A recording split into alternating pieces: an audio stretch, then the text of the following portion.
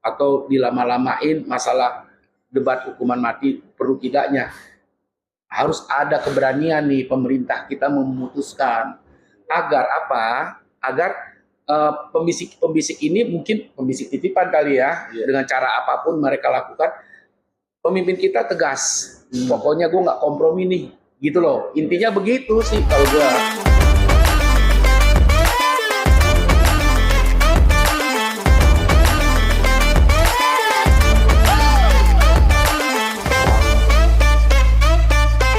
Selamat berjumpa lagi dengan obrolan dari POV-nya Suara Wartawan Indonesia.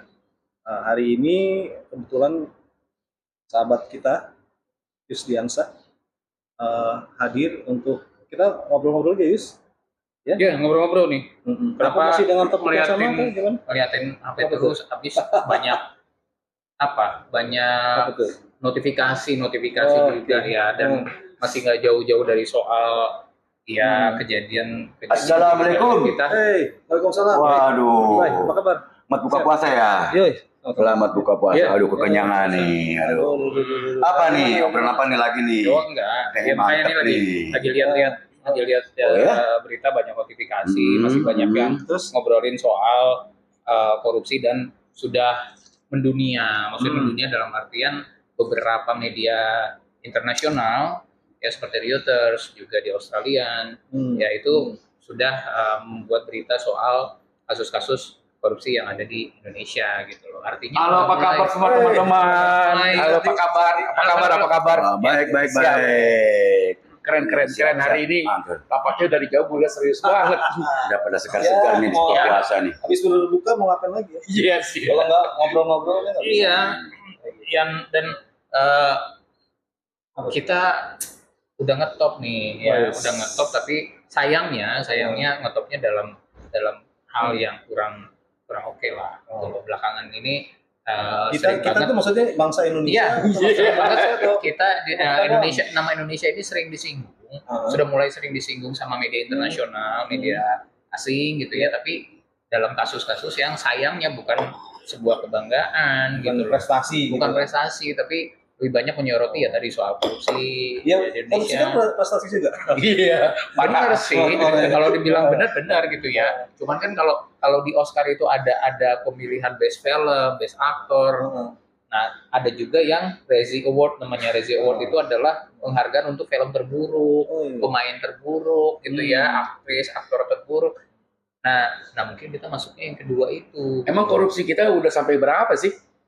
Ya kan terakhir yang tercatat dan sudah dikonfirmasi ya ini kan 900 sekian triliun, 930 gitu ya, 930 triliun, dan bahkan terakhir kejaksaan bilang kan sampai 1000 gitu.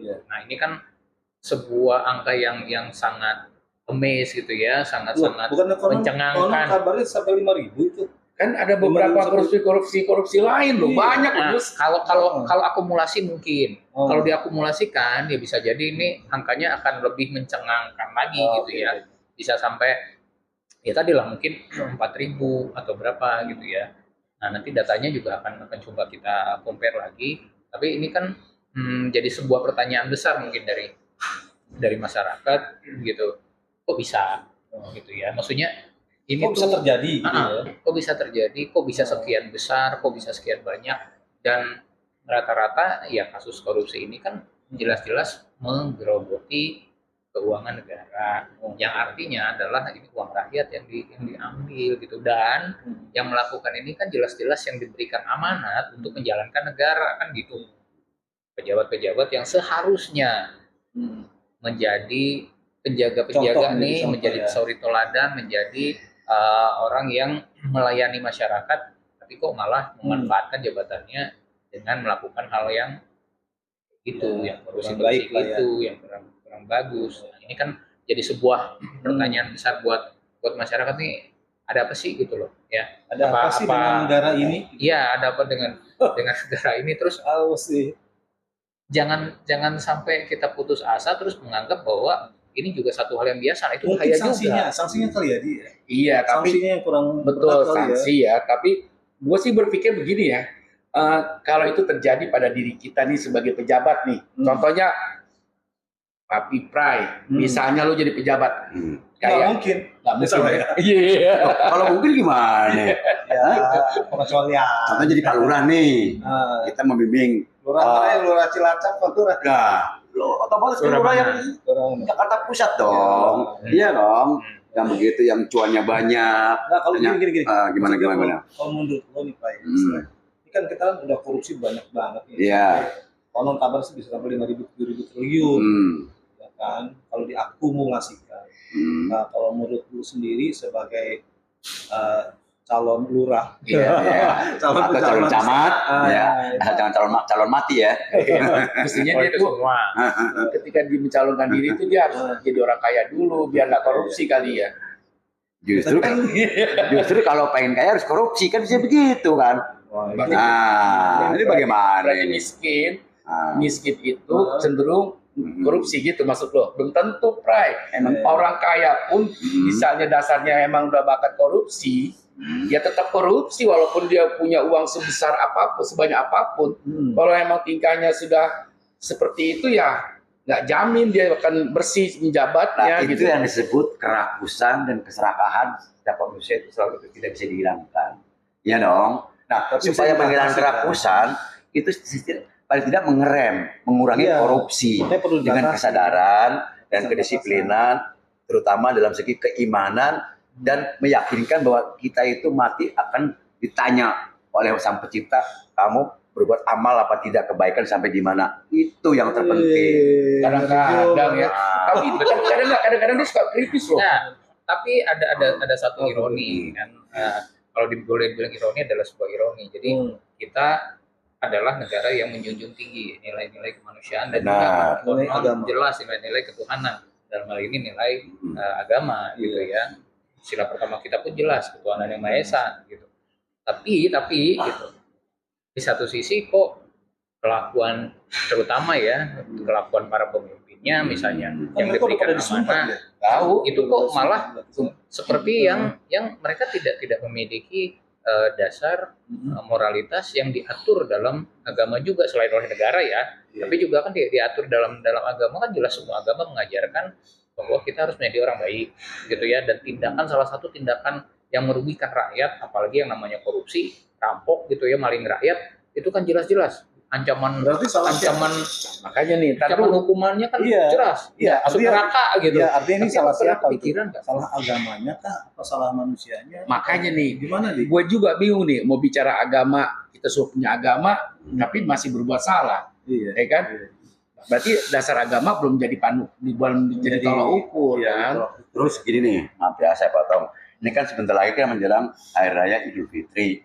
Nah, terus dalam puasa kita kan berbagi rezeki kepada panti asuhan, yayasan atau panti jompo. Nah, ternyata di donatur itu mendapatkan suatu sumbangan dari pemerintah, ya kan, dan usulan untuk dibagikan kepada rakyat miskin. Nah, ternyata pengurusnya itu memotong yang buat karena alasannya buat mengurusin otomatis kita udah akomodasi segala macam. Apakah itu menjadikan suatu haram apa tidak itu? Korupsi apa tidak itu? Jadi dia merangkai Ah. korupsi yang tadi kita bicarakan. Iya, Ke level yang lebih santunan itu bawah. kan termasuk Iya. santunan Iya. yatim, potong ibaratnya motek, nah itu gimana itu? Sebenarnya kan harusnya dari perspektif agama sih, agama tidak salah, nggak mungkin lah agama bilang umatku ya ayo maling, kan nggak mungkin. Iya. Semua kan mengajarkan Kebaikan, kepada sebuah kebaikan. Iya. Hanya masalahnya adalah para pemeluknya nih, para pemeluk agamanya sendiri apakah menjalankan perintah agamanya atau tidak. Mungkin Kan hukumannya gitu ya. kurang berat kali ya jadinya. Kalau mungkin Jadi juga banyak yang menganggap remeh sehingga wah mudah dibayar nih pengadilannya atau peradilannya atau Nggak tahu. kayaknya masa kecilnya nggak diajarin yang benar sama orang tua. Nih, Kayaknya sih begitu. iya. Pas Iya. kecil. Karena seorang murid atau seorang anak udah berani melawan ke orang tua di zaman digital modern sekarang ini dong. Ibaratnya kita anaknya dimanjain.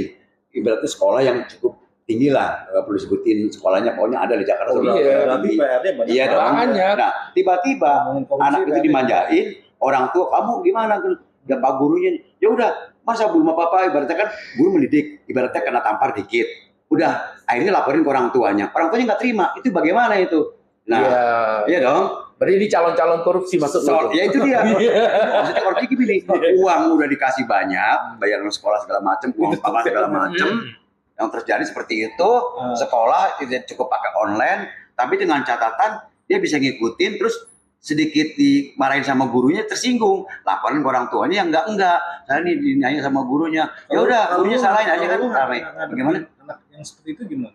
Bagaimana? Anak lo dimarahin terus ngadu ke lo terus lo marah-marah. Ya saya balik lagi ke anaknya. Kamu berbuat salah apa tidak? Secara jujur. Itu aja. Ini benar. Benar. Benar. Kita, ya udah mana gurunya? Udah ini dibayar kok malah anak-anak ngajar. Soal Itu. pendidikan karakter. Karakter. Saya pun nggak setuju kalau ada orang tua yang sebentar-sebentar melaporkan guru misalnya karena ke apa namanya anaknya misalnya diperlakukan kurang baik. Kan seharusnya dilihat dulu nih secara objektif ini kenapa, kan tidak mungkin ada akibat kalau nggak ada sebab kan gitu ya. Gurunya berbuat keras pun pasti itu ada penyebabnya gitu ya. Kalau penyebabnya masih dirasa cukup wajar dan anak ini memang harus dididik dengan cara yang lebih keras atau yang lebih tegas, ya harusnya orang tuanya bisa menerima kan gitu ya.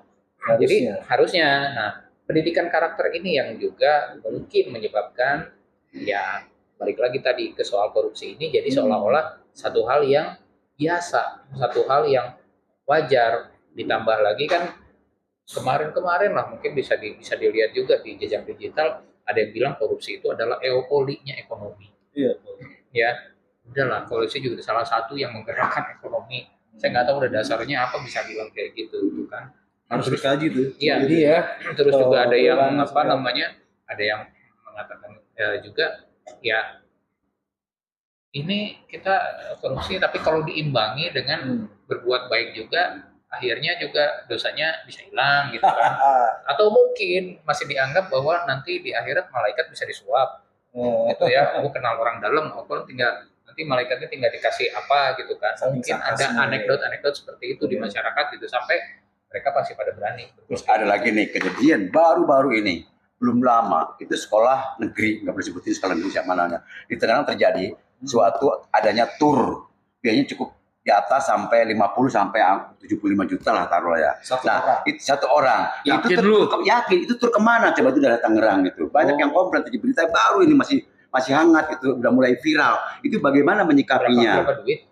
50 juta tur per orang, bayangin itu. Sekolah negeri. 50 juta sih super itu masih sisanya buat dikorupsi. Nah itu buat kemana? Apa ke Bali? Kemana? Apa ke Singapura? Nah itu kan perlu ditanyakan. Tur para guru ya? Iya, akhirnya ramai itu di berita tuh. Coba, sampai guru-gurunya nggak terima itu, protes itu. Ya, kalau angkanya 50 sih saya nggak tahu ya. Agak harus coba nanti cek lagi deh. Ada itu.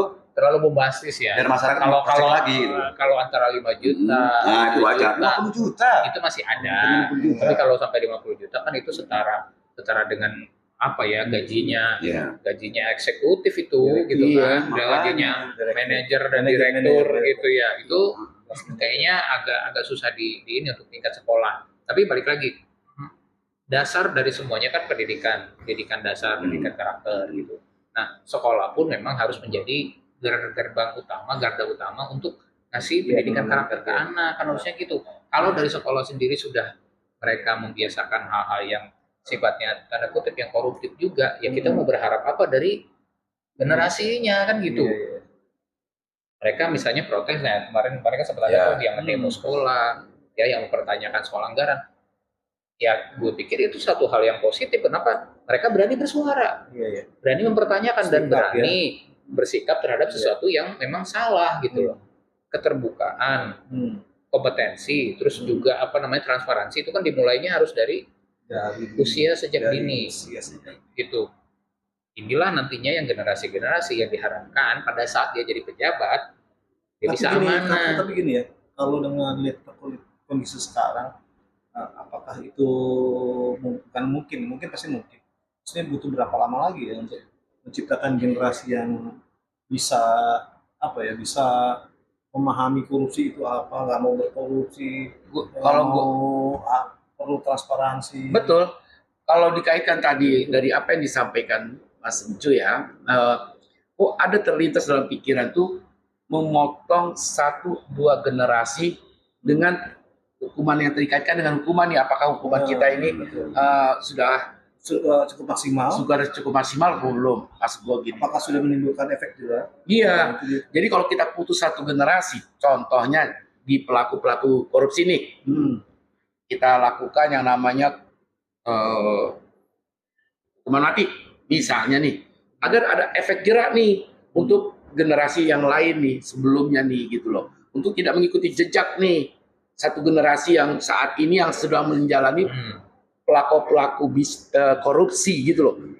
Matikan saja. Berarti apa yang dibilang Kejaksaan Agung itu mungkin saja bisa terjadi ya ketika korupsi sudah sedemikian hebatnya, Udah parah. hukumannya jangan tanggung-tanggung, hukuman mati tuh.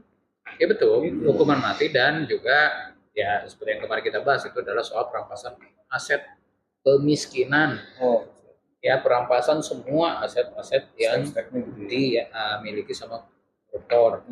Itu satu hal yang juga efektif nih di samping hukuman mati yang juga masih menjadi kontroversi ya. Iya. Kontroversi dalam artian ya kalau kita bicara hak asasi manusia gitu kan, bicara lagi soal apa namanya ya dari sisi kemanusiaan dan aturan hukum positif di Indonesia ini mungkin masih menjadi kontroversi. Tapi kalau perampasan aset harusnya sih semuanya setuju ya, harusnya. Iya, tapi kalau soal Harusnya hukuman setuju. mati gue nyelak nih Yus. Masalahnya bukan apa-apa. Kalau kita berbicara hak asasi manusia yang diarah aja hukuman pancung jalan kok kita bicara ya masalah hak asasi.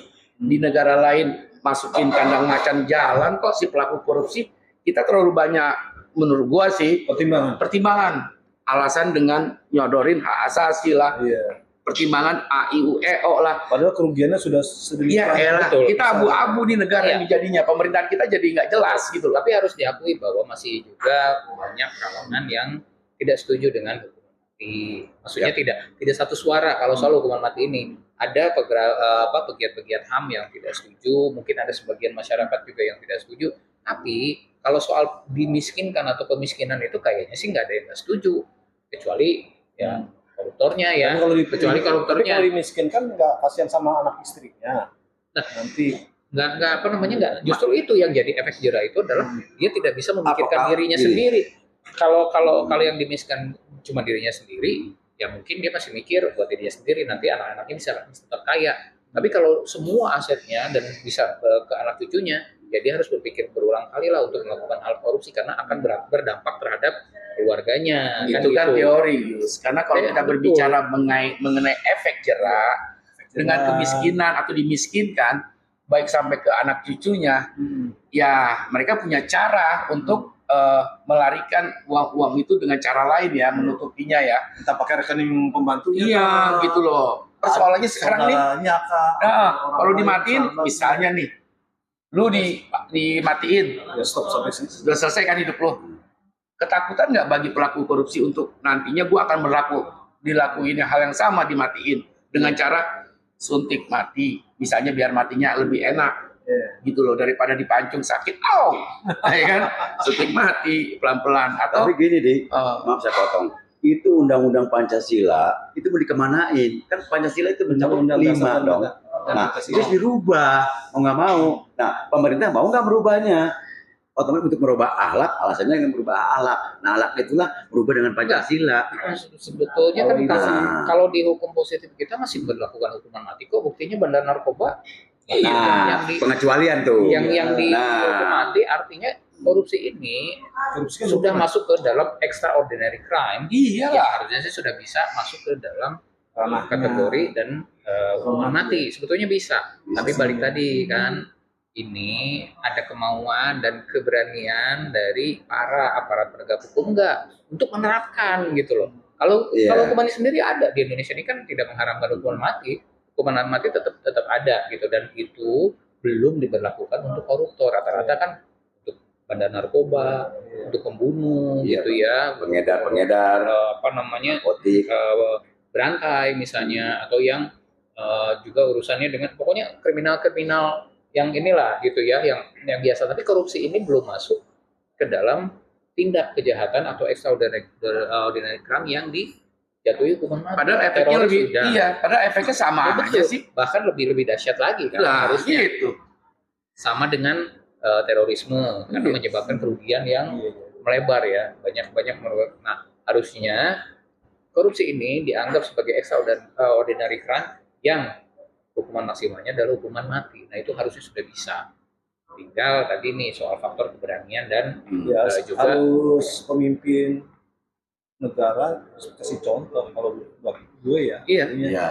Harus ada Berikan contoh nyata ketika tindakan itu pembuktian dilakukan contoh. oleh pemimpin-pemimpin kita, baik itu pemimpin di tingkat eksekutif, yudikatif, ya kan, legislatif, ini harus kasih contoh lah. Betul.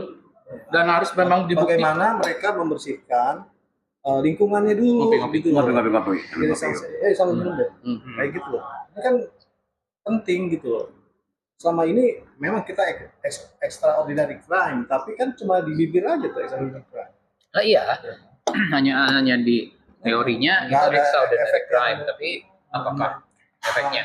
Kan Bukan general lagi efek takut gitu loh. Yang Iya. efek jerah. ya shock terapi lah ya, shock Iya. terapi juga supaya ini tidak melakukan hal yang Iya, seperti itu lagi memang. di masa depan. Tapi kalau kita berbicara seperti itu kan kenyataannya sekarang belum kesampaian nih. Ya doa Baru kita sih Baru jadi harapan terus gitu ya. Yang jadi harap jadi doa. Masalahnya tidak kesampaian itu pembisiknya, bro, yang mengatakan hukuman mati itu pelanggar HAM dan segala macam.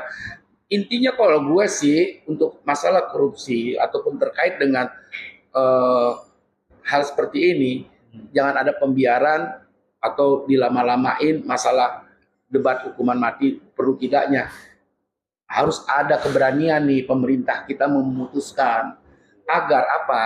Agar pembisik ini mungkin pembisik titipan kali ya, dengan cara apapun mereka lakukan, pemimpin kita tegas. Pokoknya gue nggak kompromi nih, gitu loh. Intinya begitu sih kalau gue.